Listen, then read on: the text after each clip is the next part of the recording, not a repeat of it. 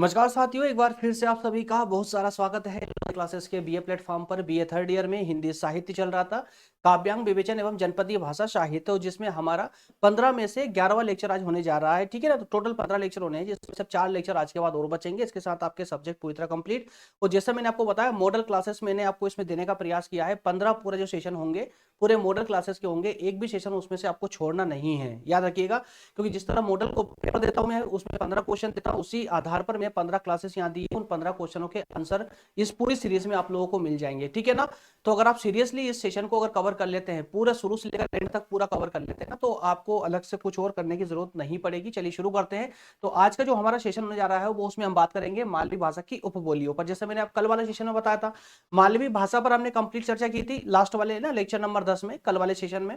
आज हम बात करने वाले हैं उसके उपबोलियों की, जिसमें रजवाड़ी, उमटवाड़ी, भीली, निमाड़ी आदि और भी कई उपबोलियां हैं, जिन पर हमें आज थोड़ा सा विस्तार से चर्चा करना है, क्योंकि एग्जाम में अधिकतम यहां से क्वेश्चन आते हैं। तो चलिए डायरेक्टली सेशन में आगे बढ़ेंगे।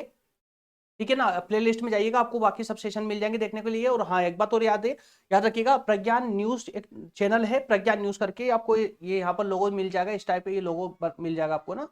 तो अगर यूट्यूब पे सर्च करेंगे या डिस्क्रिप्शन में लिंक चेक करेंगे तो मिल जाएगा आपको, प्रज्ञान न्यूज नाम से। यहाँ पर मैं 10 मिनट का एक सेशन लेकर के आता हूँ, एक न्यूज के रूप में ना, देश दुनिया की 30 बड़ी खबरों के रूप में। तो इन 30 में से कम 15 आपके करंट अफेयर के मुद्दे होते हैं। अगर आप सीरियसली स्टडी कर रहे हैं और आगे चल के कॉम्पिटेटिव एग्जाम की तैयारी करना चाहते हैं, तो आपको जरूरी होगा कि करंट के मुद्दों से आप जो है रूबरू रहे। आपको पता होना चाहिए कि अभी देश दुनिया में क्या घटित हो रहा है ना। तो इसी आधार पर एग्जाम स्पेशल सेशन है। दरअसल ये एक ब्रेकिंग न्यूज के फॉर्म में जरूर है, लेकिन आप लोगों का करंट अफेयर यहाँ से मैक्सिमम तैयार हो जाता है। तो कम से कम 20 खबरें आपके करंट अफेयर से यहाँ से ली जाती है। तो आप थोड़ा सा 10 मिनट मात्र निकालना आपको मॉर्निंग में। सुबह डेली 5:30 बजे सेशन आता है ये वाला। अगर आप डेली 10 मिनट भी निकाल लेते हैं ना, तो आपका करंट अफेयर आपको अलग से बाद में पढ़ने की जरूरत नहीं पड़ेगी। जब एग्जाम की तैयारी करेंगे तो उस समय आप कोई भी एक बुक में, वो भी मैं रेफर कर दूंगा आप लोगों को, कौन सी बुक लेना है, उससे एक बार आप रिवीजन लगा लेंगे, आपका सारे करंट अफेयर के मुद्दे कंप्लीट हो जाएंगे। चलिए दोस्तों आगे बढ़ते हैं। ये आपकी नोट्स है, आईएमपी क्वेश्चन आंसर के नोट्स, मॉडल पेपर 2026 के लिए जो आंसर शीट होती है ना, वो आंसर शीट अवेलेबल है। अब जो भी छात्र लेना चाहे, मैं सेशन के एंड में बताऊंगा। फाउंडेशन की नोट्स भी अवेलेबल है, आईएमपी क्वेश्चन आंसर इसमें अवेलेबल है। ये सब मैं आपको सेशन के लास्ट में बताऊंगा, क्योंकि अभी देर हो रही है, फटाफट पहले सेशन को कवर करेंगे। ठीक है ना, तो अभी जो है हमारा सेशन कहां पर है, तो जरा ये एक बार चर्चा कर ले, ताकि आप लोगों की कंफ्यूजन ना रहे। दोस्तों देखिए, फर्स्ट, सेकंड और थर्ड 3 यूनिट हमारी पूरी तरह कंप्लीट हो चुकी है। आज से यूनिट 4 पर हम डिस्कस करना प्रारंभ करेंगे, यूनिट 4 से, जिसमें आज यूनिट 4 का पहला ही टॉपिक है मालवी की उपबोलियां। ठीक है ना, मालवी की उपबोलियों पर आज हम डिस्कशन प्रारंभ करने वाले हैं। ठीक है, इसके बाद आप देख पा रहे हैं ना, ये 12, 13, 14 और 15, ये 4 क्लासेस और बची है। इसके साथ आपका सब्जेक्ट पूरी तरह कंप्लीट हो जाएगा। तो चलिए शुरू करते हैं। टेबल ऑफ कंटेंट में क्या क्या है, सबसे पहले तो व्याख्या देखेंगे, जहां से आपको क्वेश्चन की शुरुआत करनी है, आंसर की शुरुआत करनी है। उसके बाद में जो उपबोलियां हैं, जैसे रजवाड़ी, उमरवाड़ी, भीली और निमाड़ी, ये 4 उपबोलियां अधिकतम एग्जाम में पूछी जाती है, और इन चारों बोलियों पर हम आज डिस्कस करने वाले हैं डिटेल में। ठीक है, और लास्ट में हम कुछ 2-3 लाइनों का कुछ निष्कर्ष पर भी बातचीत करेंगे। इसके साथ आपका सेशन कंप्लीट हो जाएगा, और आप आंसर एक आपका कंप्लीट एक आंसर तैयार हो जाएगा। कौन से क्वेश्चन की, तो क्वेश्चन भी मैं आपको दे देता हूं। ये क्वेश्चन रहा आपके सामने, मालवी भाषा की उपबोली रजवाड़ी, निमाड़ी है ना, उमटवाड़ी, भीली और निमाड़ी, इनका संक्षिप्त परिचय दीजिए। इस टाइप से आपका क्वेश्चन में, एग्जाम में क्वेश्चन बन सकता है। तो इसका आंसर आप करना कैसे है, अब आइए शुरू करते हैं, और बिल्कुल इसी फॉर्मेट में आपको आंसर लिखना है। ठीक है ना, तो मालवी की प्रमुख उपबोलियां क्या है ये, तो शुरुआत आप डायरेक्ट उपबोलियों से नहीं करेंगे, बल्कि एक भूमिका आपको देनी पड़ेगी, एक भूमिका देनी पड़ेगी, ताकि एग्जामिनर को यह समझ आए कि आप जो कॉन्सेप्ट लिख रहे हैं उसके बारे में आपको जानकारी है या नहीं है ना। तो थोड़ा सा पहले आपको मालवी के बारे में लिखना होगा। दरअसल मालवी भाषा मध्य भारत की एक प्रमुख जनपदीय भाषा है। ये कल वाले सेशन में आपने बहुत अच्छे से भर भर के पढ़ा था, बहुत डिटेल में विस्तार से पढ़ा था। मध्य भारत की क्या है, एक जनपदीय भाषा है। जनपदीय भाषा किसको बोलते हैं मैं बार बार नहीं बताऊंगा, पिछले 2-3 सेशनों से मैं बहुत ज्यादा डिटेल में जा चुका हूं जनपदीय भाषा की, है ना। जो मुख्यतः मध्य प्रदेश के मालवा अंचल में अधिकतम रूप से बोली जाती है, और मालवा में बोली जाती है, इसी कारण से इसका नाम ही पड़ा मालवी भाषा या मालवी बोली। ठीक है ना, तो ये भाषा स्थानीय जनजीवन, लोक संस्कृति, गीत, कहावत और लोक कथाओं में गहराई से रची बसी है। याद रखिएगा, कहां पर, तो ये मालवा अंचल के क्षेत्र में, मालवा अंचल के क्षेत्र में या इस क्षेत्र में निवास करने वाले जो जनजीवन है, उनमें, उनकी लोक संस्कृति में, उनके लोक गीतों में, उनकी कहावतों में, उनकी लोक कथाओं में गहराई से बसी हुई है। मतलब कुल मिलाकर हम कह सकते हैं कि जो ये जनपदीय भाषा है, ये जनपदीय भाषा उस क्षेत्र विशेष के जनजीवन में पूरी तरह से समाई हुई है ना। तो क्षेत्रीय भिन्नताओं के कारण मालवी भाषा की कई उपबोलियां विकसित हुई। अब यहाँ पर एक बात समझ आना चाहिए, आप लोग समझिए, एक प्रश्न यहाँ से उठना चाहिए कि सर मालवी में अलग अलग उपबोलियां आने के पीछे रीजन क्या है, कारण क्या है? जब एक ही बोली से काम चल रहा था तो फिर अलग अलग स्टाइल में क्यों आ गई है यही बोली? उपबोली को मतलब क्या होता है कि आपकी मेन शाखा मालवी बोली हो गई, उसमें से अलग अलग और भाषाएं निकल गई, उनको उपबोलियां बोल दिया, उनको मालवी बोली की उपबोलियां, है ना। तो इनकी जरूरत क्यों पड़ी? रीजन ये था कि जो मालवा अंचल है ना, कोई छोटा मोटा क्षेत्र नहीं है। ये मेरे पीछे आप जो मैप लगाए ना, इसको मैप को भी जब आप पीडीएफ डाउनलोड करेंगे ना, तो इसको अच्छे से थोड़ा सा रीड आउट करना मैप को भी, आपको फिर समझ आएगा कि जो मालवा अंचल है अपने आप में एक विस्तृत क्षेत्र है। तो विस्तृत क्षेत्र होने के कारण जैसे कि जो क्षेत्र राजस्थान से लगा हुआ है, सटा हुआ है, वहां पर रजवाड़ी उमरवाड़ी ज्यादा बोली जाती है। जो नीमाड़ तरफ का क्षेत्र है पूरा, है ना, वहां पर भीली अधिक बोली जाती है, नीमाड़ी और भीली इसका प्रभाव ज्यादा होता है। लेकिन जो मैंने कल आपको बताया था कि जैसे मध्य एकदम मालवा के मध्य में, जैसे मध्य प्रदेश में जैसे इंदौर को मान लीजिए, उज्जैन को मान लीजिए, तो इंदौर में इंदौरी निमाड़ी बोली जाती है, उज्जैन में उज्जैनी मालवी बोली जाती है, इंदौर में इंदौरी मालवी बोली जाती है। तो ये मालवी जो ये बोलियां हैं, इनका अलग अलग रूप होने के पीछे कारण है इसका विस्तृत क्षेत्र होना। तो क्षेत्र की विभिन्नताओं के कारण इसकी अलग अलग, मतलब सीधी बात है यार, भाषा तो मालवी ही है, लेकिन इसको में जब कुछ अन्य भाषाओं का समावेश हुआ तो इसका रूप अलग झलकने लगा। लेकिन मुख्य भाषा तो मालवी है, लेकिन इसमें अन्य भाषाओं के प्रवेश हो जाने से, मिल जाने से इसका रूप थोड़ा सा परिवर्तित हो गया, और उस परिवर्तित रूप को ही हमने उपबोली बोल दिया मालवी की। बात समझ आई? तो इनमें हमें 4 प्रमुख उपबोलियां पढ़नी है, रजवाड़ी, उमरवाड़ी, भीली और निमाड़ी। ये 5 उपबोलियां मुख्य हैं। क्लियर हुआ? तो इतना आप मात्र व्याख्या या भूमिका में लिख दोगे ना, आपका आंसर राइटिंग की शुरुआत बहुत शानदार और दमदार तरीके से हो चुकी है, समझ लीजिए। ठीक है ना। चलिए, इसके बाद में आपको पॉइंट नंबर 1 लेना है, जिसमें डालना है रजवाड़ी बोली। आप ये पॉइंट नंबर 2 लिख दीजिए, है ना। रजवाड़ी बोली, तो रजवाड़ी बोली कहां कहां पर बोली जाती है, खास करके ये ध्यान से सुनिएगा, इसमें नोट डाउन कुछ भी करने की जरूरत नहीं है। पीडीएफ में क्लास नोट्स दूंगा आप लोगों को, डिस्क्रिप्शन में दे दूंगा लिंक, उसकी डाउनलोड कर लीजिएगा, वहां से अच्छे से पढ़िए। आप चाहे तो नोट्स भी बना सकते हैं, वैसे नोट्स बनाने की आपको जरूरत नहीं है, क्योंकि नोट्स के फॉर्म में ही मैं यहाँ पर क्लास नोट्स लेकर के आ रहा हूँ। बस इनको संभाल कर रख लीजिए, एग्जाम टाइम में रिवीजन के काम आएगी आप लोगों के, है ना। और इसी स्टाइल में, बिल्कुल इसी स्टाइल में आप लोगों को वहां पर आंसर राइटिंग करनी है। इस स्टाइल में मतलब, अब यहाँ पर मैं एक बात आप लोग क्लियर कर दूं, नहीं तो बाद में दोषारोपण करेंगे आप लोग। देखिए, मैंने यहाँ पर आधे पेज में कंटेंट लिख रखा है और आधे पेज में मैप बना रखा है। अब अगर आप मैप बनाने की क्षमता रखते हैं एग्जाम में, तो बिल्कुल इसी स्टाइल में सेम कॉपी कर दीजिए इसको, इस फॉर्मेट को ना। और अगर आप मैप नहीं बना रहे तो इस लाइन को यहां पर खत्म नहीं करना, बल्कि इसको यहां तक पूरे पेज में लिखना है, यहां तक पूरे पेज में लिखना है। ये मैं जगह पीछे इसलिए छोड़ता हूं क्योंकि मैं साइड में खड़ा होता हूं, आप लोगों को कंटेंट दिखता नहीं है, इसलिए मैं आधी स्लाइड में जो कंटेंट लेकर के आता हूं ना, आधी को खाली रखता हूं, अधिकतम प्रयास करता हूं कि खाली रहे, और कहीं मैप की आवश्यकता हो तो मैप लगा देता हूं, है ना। ये मैप आपको जब डाउनलोड करते हैं पीडीएफ, तो उस समय रिवीजन में काम आती है, क्योंकि पीडीएफ डाउनलोड करते हो तो उस समय मैं नहीं आता हूँ, सिर्फ पीडीएफ आती है। बात समझ आए आप लोगों को, है ना। तो ये लाइन पूरी यहां तक कवर करनी है, पूरे क्षेत्र में, पूरे पेज में लिखना है, छोड़ना नहीं है बीच में। चलिए शुरू करते हैं। तो रजवाड़ी बोली जो है मालवा भाषा की एक महत्वपूर्ण उपबोली मानी जाती है। ये मुख्यतः कहां पर, उज्जैन, देवास, शाजापुर और इंदौर के आसपास के क्षेत्रों में विशेष रूप से इस बोली का प्रयोग होता है। अब याद रखिएगा, रजवाड़ी जो भाषा है या बोली है, उपबोली किसकी, मालवी की। हाँ, थोड़ी देर पहले माफ कीजिएगा, मैंने बोला था कि राजस्थान से सटे हुए क्षेत्रों में रजवाड़ी, वैसे रजवाड़ी कई क्षेत्रों में प्रयोग की भी जाती है, लेकिन अधिकतम रूप से रजवाड़ी का प्रयोग जो होता है वो उज्जैन, देवास, शाजापुर और इंदौर के क्षेत्रों में, या इसके आसपास के जो क्षेत्र है, यहाँ पर अधिकतम रूप से इसका प्रयोग होता है। किसका, रजवाड़ी बोली का, है ना। तो इस बोली पर राजपूत संस्कृति और राज दरबारी भाषा शैली का प्रभाव ज्यादा देखा जाता है, राजपूत संस्कृति का। इसीलिए मैंने कहा कि राजस्थान से सटे हुए क्षेत्रों पर जो है अधिकतम रूप से इसका प्रयोग होता भी है वैसे तो, है ना। लेकिन यहाँ पर विशेष जो प्रयोग हुआ है, उज्जैन, देवास, शाजापुर और इंदौर, ये 4 क्षेत्र आपको याद रखना है। ये क्षेत्र और इनके आसपास के क्षेत्रों में इस उपबोली का अधिकतम प्रयोग होता है। अच्छा, इस उपबोली पर कौन सा प्रभाव ज्यादा झलकता है, तो याद रखिए राजपूत संस्कृति का प्रभाव ज्यादा झलकता है रजवाड़ी बोली में।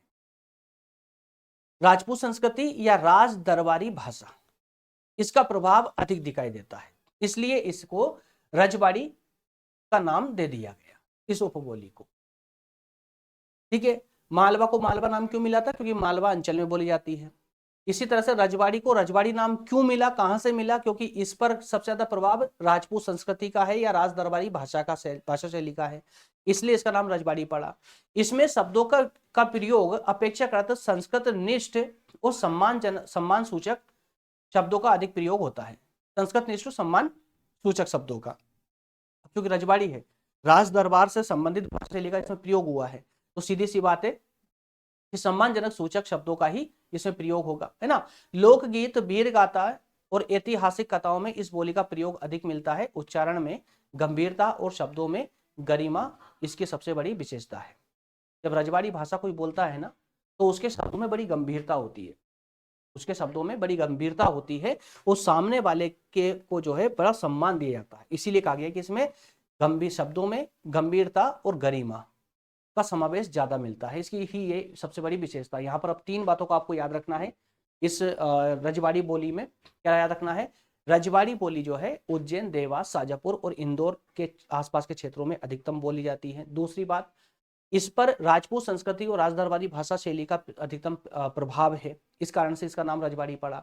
तीसरी बात याद रखना है इसमें कि इस भाषा में जो है गरिमा और गंभीरता, इस भाषा में या इस बोली उपबोली में गंभीरता और गरिमा इसका सबसे बड़ी विशेषताएं हैं, है ना। जो कि लोक वहां के, है ना, जो क्षेत्र मैंने बताया आपको, इंदौर, देवास, शाजापुर, इंदौर, है ना, और उज्जैन, इन क्षेत्रों के लोकगीत, वीरगाथाएं और ऐतिहासिक कथाओं में इस उपबोली का अधिकतम प्रयोग हुआ है।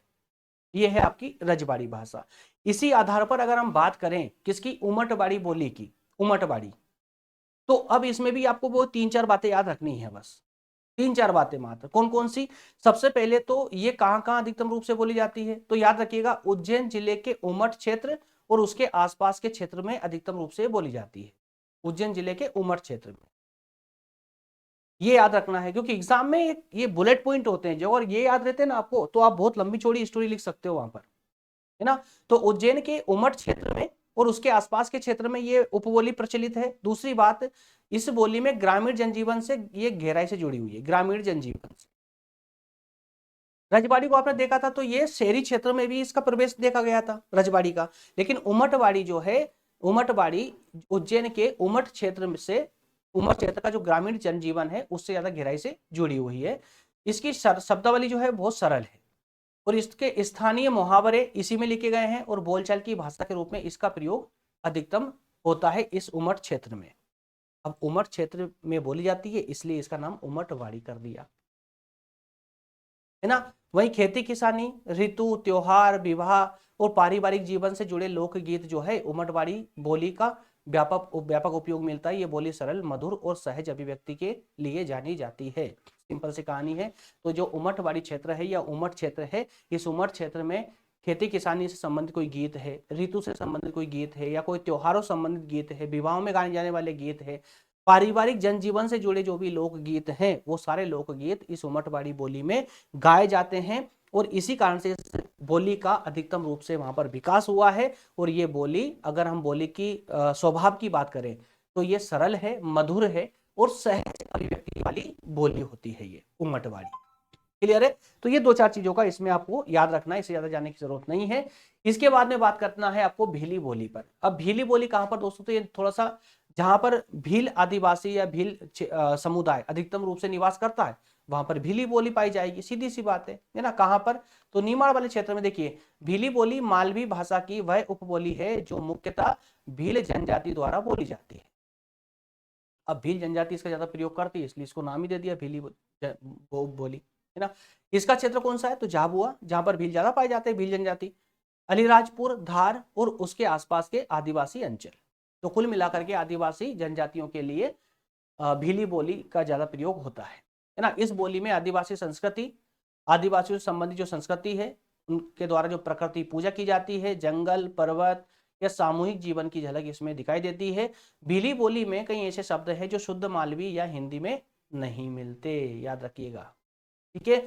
अब ये जो अलग से शब्द आए हैं जो मालवी भाषा में नहीं मिलते, शुद्ध हिंदी में नहीं मिलते, उन शब्दों के मालवी भाषा में आ जाने के कारण ही ये इस बोली का रूप बदल गया, मालवी से भीली उपबोली बन गई मालवी की। तो कुछ मतलब भाषा तो मालवी है लेकिन इसमें कुछ शब्द ऐसे आ गए जो मालवी में नहीं थे, इस कारण से इसको एक नया नाम दे दिया, भीली बोली। भीली जनजाति के द्वारा बोली जाती है इस कारण से, है ना। तो ये भीली जनजाति के द्वारा जो लोक नृत्य प्रयोग में होते हैं, इनके नृत्य देवी देवताओं से जुड़े गीत होते हैं, इनकी कथाएं होती है ना, ये सब भीली बोली में गाए जाते हैं और ये जनजातीय चेतना और लोक जीवन को अधिक अभिव्यक्त करती है, ये बात याद रखिएगा। ठीक है, ठीक है भाई, है ना। चलिए आगे बढ़ते हैं। इसके बाद में आपको बात करनी है, 4 हो चुकी है आपकी, ये 5वां पॉइंट है आपका। इसको साइलेंट करना पड़ेगा यार, बहुत गुड। निमाड़ी बोली, बच्चों को भी ना तुरंत रिप्लाई चाहिए, कमेंट बॉक्स हो या व्हाट्सएप हो, हर जगह ना तुरंत रिप्लाई चाहिए। ये पॉसिबल नहीं है, थोड़ा इंतजार करना सीखिए आप लोग। निमाड़ी बोली, निमाड़ी बोली राजस्थान से संबंधित एक प्रसिद्ध उपबोली है जो मुख्यतः नर्मदा नदी के किनारे बसे निमाड़ क्षेत्र जैसे खरगोन, बड़वानी, खंडवा आदि में बोली जाती है। दोस्तों इसका विस्तार है ना, यहाँ पर शायद इसमें नहीं मिलेगा, ये राजस्थानी मिल चुका है। राजस्थान से सटे हुए क्षेत्रों में भी इस निमाड़ी बोली का काफी मतलब काफी प्रयोग होता है इसका, याद रखिएगा, है ना। तो यहाँ पर अगर हम विशेष रूप से अगर हम मध्य प्रदेश की बात करें तो निमाड़ी बोली जो है ना, यहाँ पर ये जो मालवी की प्रसिद्ध बोली है, हालांकि ये नर्मदा नदी के किनारे जितने भी निमाड़ क्षेत्र में जो भी शहर या गांव बसे हैं वहां पर निमाड़ी बोली का प्रयोग होता है। तो चूंकि निमाड़ में प्रयोग होता है, निमाड़ क्षेत्र में, इसलिए इसका नाम निमाड़ी कर दिया गया है, पहली बात तो। अच्छा, नर्मदा नदी के किनारे बसे जैसे खरगोन को आप बेहतर तरीके से जानते हैं, बड़वानी को जानते हैं, खंडवा को जानते हैं, ये कहां पर है, नर्मदा नदी के किनारे बसे हुए हैं, है ना। तो इस बोली पर मराठी, गुजराती और राजस्थानी भाषाओं का प्रभाव भी दिखाई देता है। और यही कारण है कि गुजरात से सटे हुए क्षेत्रों में गुजराती आकर के मालवी में मिल गई, तो नई उपबोली बन गई निमाड़ी। इसका प्रयोग गुजरात से सटे हुए क्षेत्रों पर भी होता है, राजस्थान से सटे हुए क्षेत्रों पर भी होता है, याद रखिएगा। तो निमाड़ी बोली में लोक साहित्य बहुत ज्यादा समृद्ध है। लोक साहित्य, लोक साहित्य मतलब भाई जनजीवन से जुड़ा हुआ जो साहित्य है, वहां के उस क्षेत्र विशेष के जनजीवन से जुड़ा हुआ साहित्य, जो साहित्य होता है उसको हम लोक साहित्य कहेंगे। तो वहां का जो लोक साहित्य बहुत समृद्ध है, मतलब निमाड़ी में लोक साहित्य की रचना बहुत ज्यादा देखी गई है, जैसे वहां के लोकगीत, वहां के भजन, कहावतें या कथाएं, है ना। इस भाषा के प्रवाह की बात करें तो प्रवाह है संगीतात्मक या भावात्मक, ठीक है। तो यहाँ पर जो लोकगीत है, भजन, कहावतें जो है अधिकतम रूप से ये संगीतात्मक इसको किया गया है। ये बोली निमाड़ क्षेत्र की सांस्कृतिक पहचान मानी जाती है, सांस्कृतिक पहचान, ठीक है ना। चलिए, इसके बाद में अगर बात करें निष्कर्ष की, निष्कर्ष की, अब आपको आंसर खत्म भी तो करना होगा, तो खत्म करने का भी एक प्रॉपर वे होना चाहिए, एक सही तरीके से खत्म भी करना होता है। जिस सही तरीके से आपने स्टार्टिंग की क्लास की आंसर राइटिंग की, जैसे भूमिका से या व्याख्या से, उसी प्रकार से एक अच्छा विराम भी देना होता है, और वो विराम निष्कर्ष से बेहतर कुछ हो नहीं सकता, है ना। तो इस प्रकार मालवी भाषा के रजवाड़ी, उमटवाड़ी, भीली और निमाड़ी उपबोलियां अपने अपने क्षेत्र की संस्कृति, जीवन शैली और लोक परंपराओं को अभिव्यक्त करती है। इसमें बहुत ज्यादा समझाने जैसा कुछ ही नहीं है यार, क्या बताएं इसमें आपको, सब कुछ क्लियर क्लियर तो लिखा हुआ है। जो चारों उपबोलियां हैं ये अपने अपने क्षेत्र की विशेष है, क्योंकि अपने अपने क्षेत्र की संस्कृति को ये उद्धृत करती है, जीवन शैली बताती है, वहां की जो लोक परंपरा है उनको अभिव्यक्त करती है। इन उपबोलियों में स्थानीय बोली, लोकगीत, कहावतें और जनजीवन की सरल अभिव्यक्ति मिलती है। निष्कर्ष में करना क्या होता है, जितना आपने डिस्कस किया भैया, आपने 4 उपबोलियों की बात की, चारों उपबोलियों को एक साथ मिला करके ले आइए और चारों की विशेषता एक साथ रख दीजिए यहाँ पर, ये इसका निष्कर्ष हो जाता है। तो प्रत्येक उपबोली मालवी भाषा को समृद्ध बनाती है, मालवी भाषा के विस्तार को और बढ़ा देती है ना। तो ये उपबोलियां मालवा अंचल की सामाजिक सांस्कृतिक पहचान को सुरक्षित रखती है। जनपदीय भाषा साहित्य में इसका विशेष महत्व माना गया है। दैट्स ऑल, यहाँ से आपका टॉपिक हो जाता है विराम, आपके आंसर राइटिंग विराम हो जाएगी। इतना आप लिख दोगे पर्याप्त है, आप लोग भले वो 10 नंबर का क्वेश्चन ही क्यों ना हो, इतना कंटेंट उसके लिए समय पर्याप्त होता है ना। चलिए, इसके बाद में दोस्तों कल वाले सेशन में क्या पढ़ेंगे जरा ये भी देख लीजिए एक बार, फिर उसके बाद में आपको मैं नोट्स के बारे में बता देता हूँ। इसी के साथ क्लास को कंप्लीट करेंगे। तो आप देख पा रहे हैं यहाँ पर क्लास नंबर, ये तो मैंने बस ठीक है एडिट नहीं किया इसको, है ना। 3 तक कंप्लीट हो चुकी थी, 4 हमने आज से स्टार्ट कर दी है। उपबोलियों पर बात कर चुके हैं, कल हम सेशन बात करेंगे मालवी भाषा के प्रमुख कवियों के बारे में, ठीक है। तो देखिए ना, लेक्चर नंबर 10 में मालवी भाषा पर हमने चर्चा की थी, लेक्चर नंबर 11 में मालवी की उपबोलियों पर बात की है, और अब बात करने हैं वाले हैं मालवी भाषा के जो कवि रहे हैं। उन कवियों पर खास करके, है ना। जनपदीय संत, फिर उसके बाद में काव्य परंपरा पे जाएंगे, जनजातीय भाषा और सभ्यता पर, जनजाति स्वरूप परिवर्तन। इस साथ में आपका सेशन भी कंप्लीट हो जाएगा, सीरीज कंप्लीट हो जाएगा, ठीक है ना। तो कल लेक्चर नंबर 12 में हम बात करेंगे मालवी भाषा के प्रमुख कवियों पर। चलिए मैं थोड़ा शॉर्ट में आपको नोट्स के बारे में बता दूं। ये नोट्स है दोस्तों आईएमपी क्वेश्चन आंसरों की 2026 के एग्जाम के लिए। आप में से जो भी छात्र लेना चाहे बिल्कुल निसंकोच होकर ले सकते हैं। उसके लिए आपको ये नंबर दिए गए, इस नंबर पर आपको कांटेक्ट करना है, कांटेक्ट या व्हाट्सअप करना है, इस पेज का स्क्रीनशॉट लेकर के सेंड कर देंगे तो आपको वहां पर जो है अपडेट डायरेक्टली इस पर नंबर सेव कर लीजिएगा, व्हाट्सएप पर मैसेज कर दीजिए। अगर आपको ये सब्जेक्ट चाहिए, इस सब्जेक्ट का नाम लिख दीजिए, हिंदी साहित्य ना काव्यांग विवेचन की आंसर शीट चाहिए, या फिर अगर ऑल सब्जेक्ट चाहिए, देखिए इसकी सिंगल सब्जेक्ट की मिलेगी आपको 99 रुपए का सब्सक्रिप्शन में अवेलेबल है, और ऑल सब्जेक्ट चाहते हैं आप तो 249 रुपए के सब्सक्रिप्शन में आपको सारे सब्जेक्ट मिल जाते हैं कोर्स को छोड़ करके। याद रखिएगा सारे सब्जेक्ट जो भी आपके मेजर में 2 पार्ट होते हैं, माइनर वाला है ना, ओपन इलेक्टिव और वोकेशनल, ये 5 सब्जेक्ट होते हैं आपके। तो पांचों सब्जेक्ट की अलग अलग पीडीएफ लिंक आपको मिल जाएगी, ठीक है, 249 के सब्सक्रिप्शन में। इसके अलावा अगर आप चाहते हैं कि आपको फाउंडेशन भी मिल जाए, फाउंडेशन के लिए भी आपके पास अच्छा कंटेंट नहीं है, अच्छा कंटेंट के साथ पढ़ना है आपको, तो 149 के सब्सक्रिप्शन इसके लिए अलग से लेना होता है। फाउंडेशन कोर्स की चारों सब्जेक्ट इसमें आपको मिल जाते हैं, हिंदी, इंग्लिश, व्यक्तित्व विकास और डिजिटल जागरूकता, ठीक है ना। तो दोस्तों यही सेशन को करते हैं समाप्त, और सेशन आपको अगर अच्छा लगा हो, आपके लिए हेल्पफुल रहा हो, तो सेशन को लाइक जरूर करते हैं, लाइक करने के बाद ही सेशन को छोड़ा करें। मिलेंगे अगले सेशन में, बहुत बहुत धन्यवाद। हाँ, अगर नए हैं चैनल पर, अभी अभी आए हैं, पहली बार देखें, थोड़ा शेयर वेयर कर दे अपने फ्रेंड्स सर्कल में, और साथ में सब्सक्राइब कर ले, बेल आइकन प्रेस कर ले, ताकि हमारे नोटिफिकेशन आप तक पहुंचते रहे, जो भी क्लासेस यहाँ पर आए सारी क्लासेस आप तक पहुंच जाए। मिलेंगे अगले सेशन में बहुत जल्दी। बहुत बहुत धन्यवाद, सेम टाइम पर मिलेंगे दरअसल, है ना। Thank you.